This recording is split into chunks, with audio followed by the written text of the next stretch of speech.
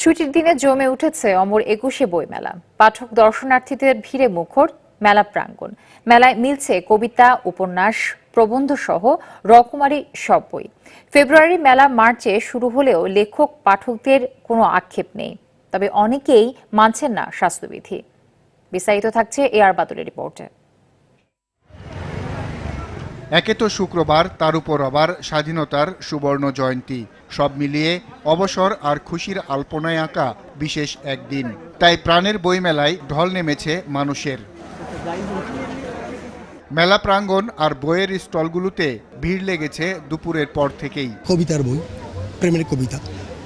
কবিতার এই বইটার নাম হচ্ছে পাগলি তোর জন্য জীবন পড়াবো। এবার আমার 3টি বই এসেছে, একটি প্রবন্ধের বই। তবে দেরি হলেও মেলা যে হচ্ছে তাতেই খুশি লেখকরা। তো এই বইটির মাধ্যমে আমি তুলে ধরেছি যে সমাজে আমরা যারা তৃতীয় লিঙ্গ বলি যাদেরকে, তাদের জীবনের সার্বিক দিকগুলো আমি চেষ্টা করেছি এই জ্যোৎস্নাময়ী বইটির মাধ্যমে তুলে ধরার জন্য। আমি আমার বইটা যেটা চেয়েছি সব ধরনের পাঠকই পড়বেন, মানে এরকম করে লেখা। খাঁটি প্রেম ও নির্ভেজালের উপন্যাস ভালোবাসা নীল চাদর। এবারের বই মেলাটা খুব সুন্দর হয়েছে, যদিও দেরিতে শুরু হয়েছে। মেলা চলবে 14 এপ্রিল পর্যন্ত। এআর বাদল, RTV, ঢাকা।